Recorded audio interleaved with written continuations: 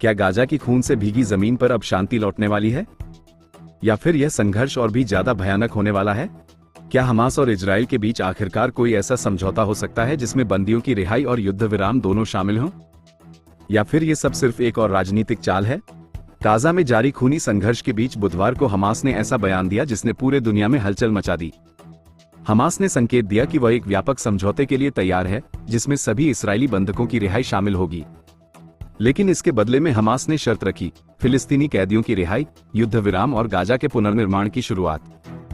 ये बयान तब आया जब अमेरिकी राष्ट्रपति डोनाल्ड ट्रंप ने सार्वजनिक रूप से मांग की कि हमास तुरंत सभी 20 इस्राएली बंधकों को रिहा करे। हमास के प्रवक्ता ने कहा कि यह समझौता सिर्फ बंधकों तक सीमित नहीं रहेगा, बल्कि इसमें गाजा में जारी युद्ध का अंत, इजरायली सेना की वापसी, सीमा चौकियों का खुलना और पुनर्निर्माण की गारंटी भी शामिल होगी। लेकिन दूसरी तरफ इजराइल का रुख बिल्कुल सख्त है। प्रधानमंत्री बेंजामिन नेतन्याहू के दफ्तर ने हमास की इस पेशकश को सिरे से खारिज कर दिया और साफ कहा कि लड़ाई तब तक जारी रहेगी जब तक हमास का खात्मा नहीं हो जाता। ये संघर्ष 7 अक्टूबर 2023 से जारी है, जब हमास ने दक्षिणी इजराइल पर अभूतपूर्व हमला किया था। उस हमले में 1200 से ज्यादा इस्राएली नागरिक मारे गए और 250 से ज्यादा लोगों को बंधक बना लिया गया। उसके जवाब में इजराइल ने गाजा पर बड़े पैमाने पर सैन्य कार्रवाई शुरू की, जो अब तक रुकी नहीं है। गाजा के स्वास्थ्य मंत्रालय के मुताबिक अब तक 63,000 से ज्यादा फिलिस्तीनी मारे जा चुके हैं और 70% से ज्यादा बुनियादी ढांचा पूरी तरह तबाह हो चुका है। संयुक्त राष्ट्र और मानवीय संस्थाएं लगातार युद्ध विराम की अपील कर रही हैं, लेकिन हकीकत यह है कि दोनों पक्षों की शर्तें बिल्कुल उलट हैं। हमास कहता है, पहले युद्ध रुके तब बंधक छोड़े जाएंगे। इजराइल कहता है, पहले बंधक छोड़ो फिर बातचीत होगी। यानी असली सवाल यही है कि क्या बंधकों की रिहाई के बदले युद्ध विराम मुमकिन है, या ये संघर्ष और ज्यादा लंबा और खूनी होगा? इस पूरे खेल में सबसे ज्यादा कीमत कौन चुका रहा है? जवाब साफ है, गाजा का आम इंसान। वो फिलिस्तीनी जनता जो न अपनी जमीन छोड़ सकती है और न ही मौत से बच सकती है। मिसाइलें, बम, गोलियां, हर तरफ खून और तबाही। बच्चे, महिलाएं, बुजुर्ग, किसी पर भी रहम नहीं। और इसी बीच पश्चिम एशिया में एक और धमाका हुआ। इजराइल ने यमन में एयर स्ट्राइक करके हुती शासन के प्रधानमंत्री अहमद गालिब अल रहबी और उनकी पूरी कैबिनेट को मार गिराया।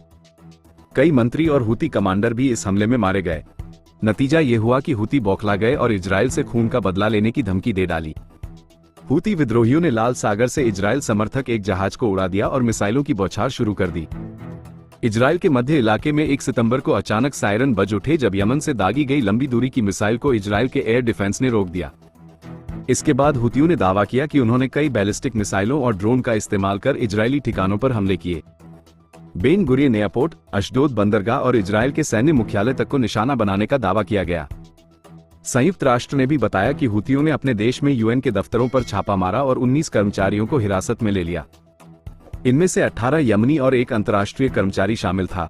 संयुक्त राष्ट्र ने चेतावनी दी है कि यह कार्रवाई मानवीय मदद तक पहुंच को गंभीर खतरे में डाल रही है। हुती प्रवक्ता ने कहा कि इजराइल के खिलाफ जिहाद जारी रहेगा और आने वाले समय में हमले और तेज होंगे। और इजराइल से आई तस्वीरों ने साफ कर दिया कि हुतियों के हमलों ने वहां भारी तबाही मचाई है, वो तबाही जिसे इजराइल छुपाने की कोशिश कर रहा था, लेकिन अब पूरी दुनिया के सामने है। तो सवाल वही है, क्या गाजा और पश्चिम एशिया में शांति लौटेगी या यह आग पूरे क्षेत्र को जलाकर राख कर देगी? आपकी क्या राय है इस पूरे संघर्ष पर? हमें कमेंट करके जरूर बताइए। हर कमेंट का जवाब आपको मिलेगा। और वीडियो को लाइक, शेयर और चैनल को सब्सक्राइब करना मत भूलिए। अगर आपको हमारे चैनल की वीडियो पसंद आई हो तो उसे लाइक, शेयर और सब्सक्राइब करना न भूलें। वीडियो को अंत तक देखने के लिए आपका धन्यवाद।